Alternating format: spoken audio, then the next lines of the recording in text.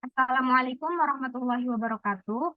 Yang terhormat dosen pengampu mata kuliah teori akuntansi kelas C, Profesor Dr. Lindriana Sari SEMSI AKTCA dan Dr. Fitra Dharma SEMSI. Pada kesempatan kali ini, kami dari kelompok 8 akan mempresentasikan hasil project based learning kami yang berjudul Hubungan Teori Akuntansi Aset dengan Praktik Observasi pada PT NFC Indonesia Tbk dan rekomendasi untuk meningkatkan pengelolaan aset. Next slide. Adapun anggota kelompok kami yang pertama ada Salsabila Indah Api Pratama dengan NPM 2111031009, Clarinaila dengan NPM 2111031014, dan yang terakhir ada saya sendiri yakni Siti Atika dengan NPM 2111031019. Next slide. Pada kesempatan kali ini kami akan membahas tiga subbagian. Yang pertama ada introduction, yang kedua ada result of critical study, dan yang terakhir ada conclusion and recommendation. Next slide. Untuk materi yang pertama akan dijelaskan oleh rekan saya. Oke, yang pertama ada introduction. Introduction terdiri dari motivasi dan fenomena. Motivasi utama di balik penelitian ini adalah untuk memahami dan menganalisis bagaimana teori akuntansi aset yang telah menjadi landasan dalam literatur akademis diaplikasikan dan diintegrasikan ke dalam praktik sehari-hari di PT NFC Indonesia Tbk. Selain itu, keinginan untuk memahami perbedaan antara teori dan praktik dalam konteks akuntansi aset. Karena terkadang meskipun teori akuntansi aset telah ditetapkan dalam perusahaan, ada kemungkinan ketidakcocokan yang dapat mempengaruhi efektivitas manajemen aset. Penelitian ini juga diilhami oleh kebutuhan dalam memahami peran penting dari manajemen aset yang ada di PT NFC Indonesia. Fenomena yang menjadi pusat perhatian adalah penurunan signifikan dalam harga saham PT NFC, yang menjadi indikator utama dalam menyoroti potensi dampak dari pengelolaan aset yang tidak efisien. Penurunan harga saham yang cukup drastis pada tahun 2022 membuka kesadaran akan kemungkinan korelasi erat antara manajemen aset yang tidak optimal dengan kinerja keuangan perusahaan. Dalam konteks ini, penelitian ini bertujuan untuk menggali lebih dalam bagaimana praktik manajemen aset perusahaan dapat mempengaruhi kesehatan keuangan dan nilai saham dalam pasar. Oke, yang selanjutnya terdapat result of critical study, yaitu konseptual isu, yang dimana yang pertama itu ada teori akuntansi aset, yang merupakan pengakuan serta pengukuran.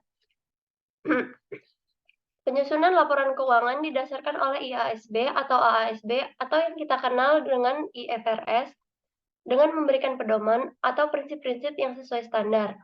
Setelah disajikan pada CALK, PT NFC bahwa klasifikasi pengakuan aset lancar pada PT NFC Indonesia Tbk yang pertama adanya akan direalisasi, dijual atau dikonsumsi dalam siklus operasi normal.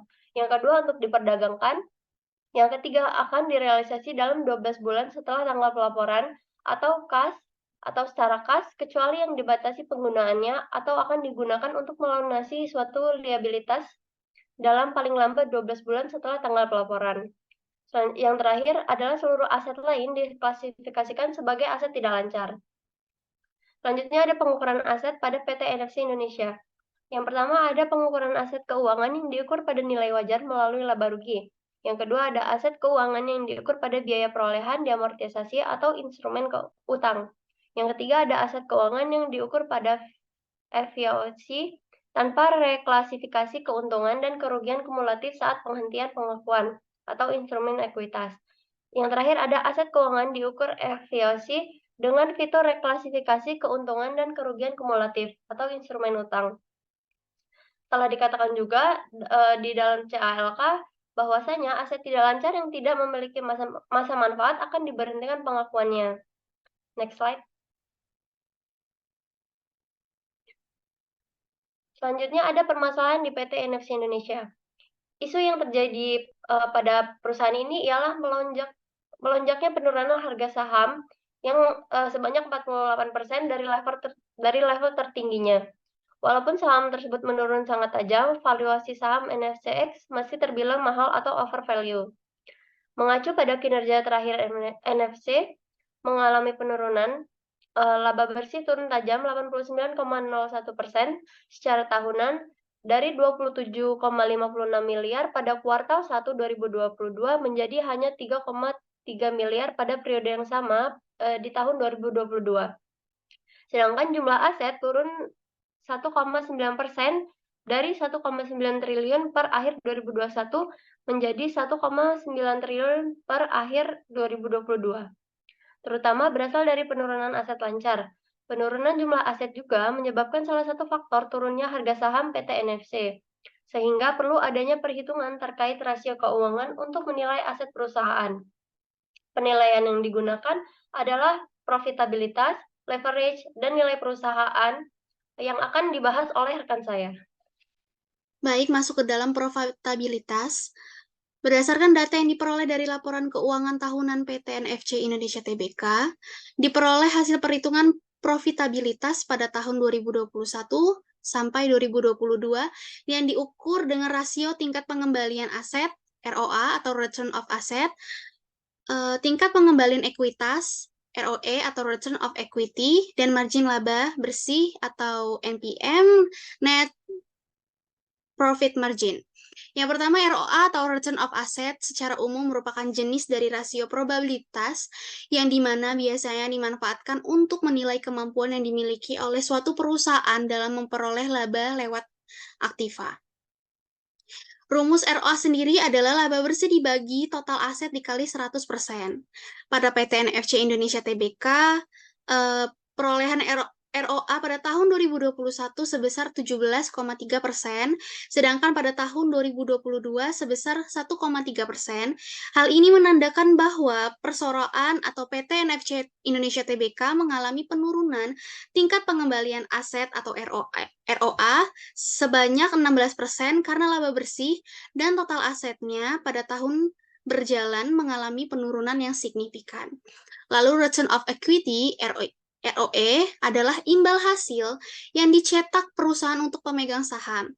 ROE ditentukan oleh kemampuan perusahaan yang menghasilkan profitabilitas atau margin keuntungan, produktivitas aset untuk menghasilkan pendapatan, serta pengelolaan penggunaan utang secara optimal oleh perusahaan.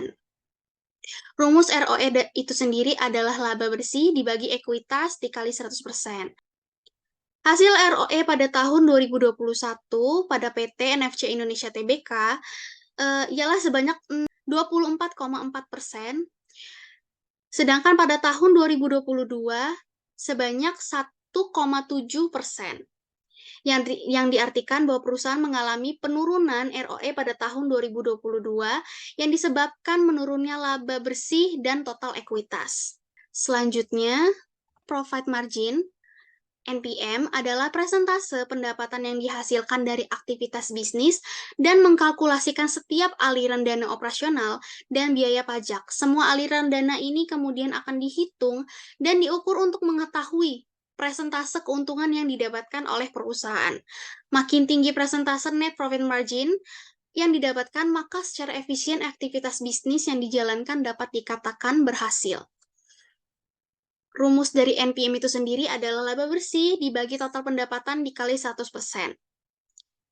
Perolehan NPM pada tahun 2021 pada PT NFC Indonesia Tbk sebesar 3,8%, sedangkan pada tahun 2022 sebesar 0,2%, yang dapat diartikan bahwa perusahaan mengalami penurunan sebesar 3,6% pada tahun 2022 untuk NPM, Net Profit Margin, yang disebabkan oleh total pendapatan pada tahun tersebut menurun drastis dibandingkan dengan tahun sebelumnya. Selanjutnya ada leverage atau rasio utang. Leverage merupakan rasio keuangan yang digunakan untuk mengukur seberapa bisa perusahaan dalam membayar utang atau kewajibannya. Pada PBL ini dibagi menjadi dua, yaitu ada debt to asset ratio atau rasio utang terhadap aset total, dan juga debt to equity ratio atau rasio utang terhadap ekuitas. Yang pertama tadi DAR, rasio ini menunjukkan proporsi dari total aset perusahaan yang didanai oleh utang. Jadi makin tinggi rasio ini, makin besar proporsi aset yang didanai oleh utang. Lalu untuk DAR, di sini total utang adalah jumlah keseluruhan utang yang dimiliki oleh perusahaan. Sementara ekuitas adalah jumlah keseluruhan modal sendiri dan modal yang diberikan oleh pemegang saham. Rasio ini mengukur seberapa besar perusahaan menggunakan utang dalam perbandingan dengan modal sendiri. Nah, berdasarkan data laporan keuangan tahunan PT NFC Indonesia Tbk tahun 2022, diperoleh hasil perhitungan leverage yang diukur melalui rasio DAR dan juga DER.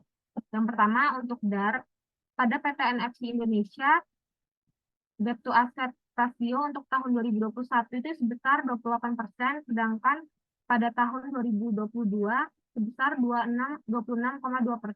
Nah, untuk rumus mencarinya sendiri tadi, total utang atau total liabilitas dibagi dengan total aset dikali dengan 100%.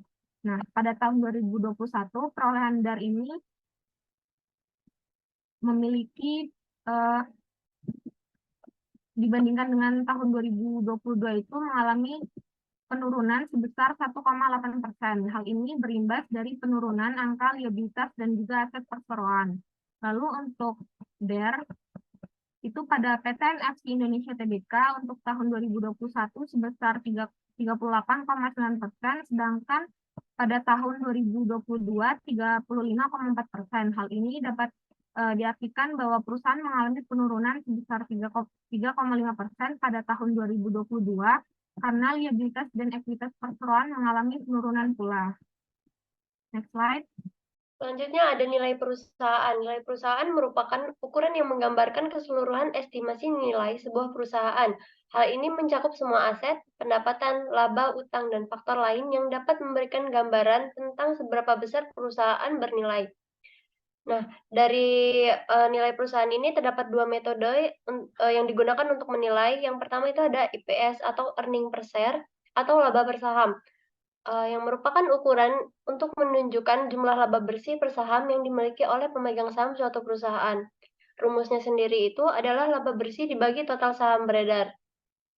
Dapat kita lihat, IPS pada tahun 2021 sebesar 511,1 dan pada 2022 adalah sebesar 35,2, yang berarti terdapat penurunan signifikan, yang dimana semakin tinggi nilai yang didapatkan IPS itu, maka semakin besar laba yang tersedia bagi setiap saham yang dimiliki investor. Diketahui juga penurunan nilai IPS karena terdapat penurunan laba bersih yang signifikan, sebesar 315 miliar sekian. Selanjutnya, yang kedua itu ada PB ratio atau price to book value, yang dimana harga terhadap nilai buku, yang dimana rasio ini adalah digunakan untuk menilai apakah saham suatu perusahaan terlalu mahal atau murah berdasarkan nilai asetnya. Rumusnya sendiri adalah harga pasar saham dibagi nilai buku per saham. Nah, sedangkan untuk hasil perhitungan dari PBV juga mengalami penurunan, namun tidak signifikan, dari 3,1 menjadi 2,8, yang berarti bahwa harga saham tersebut relatif terhadap nilai buku bersih. Penurunan ini masih dikatakan normal karena masih di atas 1, yang berarti perusahaan masih terbilang normal. Selanjutnya, development of theory ini dibagi menjadi 3. Mohon maaf, dibagi menjadi 5. Yang pertama ada teori akuntansi aset, yang kedua ada manajemen aset, yang ketiga ada profitabilitas, yang keempat ada leverage, dan yang terakhir ada nilai perusahaan. Untuk teori akuntansi aset disusun berdasarkan IASB atau IASB yang menetapkan prinsip dan panduan untuk mengukur, mengakui, dan menyajikan aset. Yang kedua, manajemen aset merujuk pada praktik perencanaan, pengelolaan, dan pemeliharaan aset suatu entitas supaya dapat mengoptimalkan nilai aset tersebut selama berlangsungnya perusahaan. Yang ketiga, ada profitabilitas. Profitabilitas merupakan rasio keuangan yang mengukur kemampuan suatu perusahaan dalam menghasilkan laba atau keuntungan dari kegiatan operasional perusahaan. Yang keempat, ada leverage atau rasio utang. Leverage merupakan rasio keuangan yang digunakan mengukur seberapa mampu perusahaan dalam membayar utang atau kewajibannya. Dan yang terakhir ada nilai perusahaan, yaitu ukuran yang menggambarkan keseluruhan estimasi nilai sebuah perusahaan. Hal ini mencakup semua aset, pendapatan, laba, utang, dan faktor-faktor lain yang memberikan gambaran tentang seberapa besar perusahaan itu bernilai. Slide. Selanjutnya, conclusion. PT NFC Indonesia Tbk menyajikan aset dan liabilitas dalam laporan posisi keuangan konsolidasian berdasarkan klasifikasi lancar atau tidak lancar. Aset tetap dalam pembangunan merupakan aset tetap dalam tahap penyelesaian yang dinyatakan pada biaya perolehan dan tidak disusutkan. Hal terkait teori akuntansi aset yang disajikan adalah berdasarkan catatan atas laporan keuangan CALK konsolidasian PT NFC Indonesia tahun 2021 sampai 2022. PT NFC Indonesia Tbk mengalami penurunan kinerja keuangan dari tahun 2021 ke 2022. Hal ini terlihat dari penurunan laba bersih, total aset, dan rasio-rasio keuangan seperti ROA, ROE, NPM, DAR, dan DER. EPS PT NFC Indonesia Tbk pun mengalami penurunan dari 511,1 pada tahun 2021 menjadi 35,2 pada tahun 2022. Yang dimana ini menunjukkan penurunan laba per saham. Harga saham PT NFC Indonesia Tbk di BEI juga mengalami penurunan tajam sebanyak 48% dari level tertinggi, walaupun valuasinya masih dianggap over value. Namun jumlah saham yang beredar masih sama dengan nilainya Namun jumlah saham yang beredar masih sama nilainya dari tahun 2021 sampai 2022. Price to book value PB ratio atau rasio harga terhadap nilai buku adalah rasio keuangan yang digunakan untuk menilai apakah saham suatu perusahaan itu terlalu mahal atau murah berdasarkan nilai asetnya.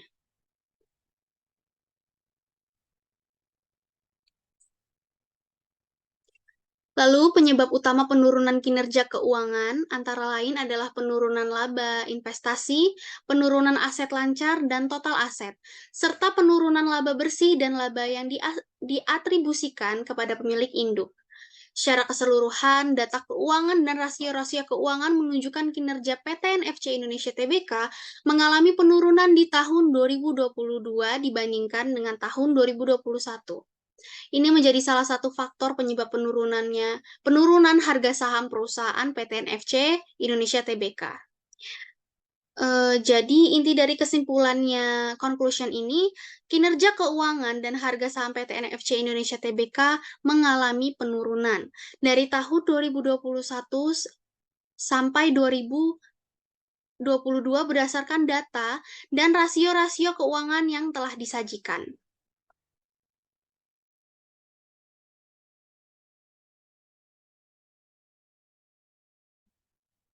Terakhir untuk recommendation, dalam hal isu yang terjadi pada PT NFC Indonesia Tbk, diperlukan pengelolaan aset yang baik untuk meningkatkan nilai harga saham dengan cara melakukan optimalisasi aset. Optimalisasi aset merupakan suatu proses kerja manajemen aset untuk menggunakan dan memanfaatkan aset di mana tujuannya ialah untuk mengoptimalkan aset itu sendiri. Pemakaian aset yang belum optimal dan tidak dapat dioptimalkan harus dicari faktor penyebabnya, apakah faktor dari aspek legal, fisik, nilai ekonomi yang rendah, ataupun faktor lainnya. Hasil akhir dari tahapan ini adalah rekomendasi berupa sasaran, strategi, dan program untuk mengoptimalkan aset yang dikuasai, lalu identifikasi dan hapus aset yang tidak produktif atau kurang menguntungkan bagi perusahaan. Next slide. Terima kasih. Sekian presentasi dari kelompok kami. Wassalamualaikum warahmatullahi wabarakatuh.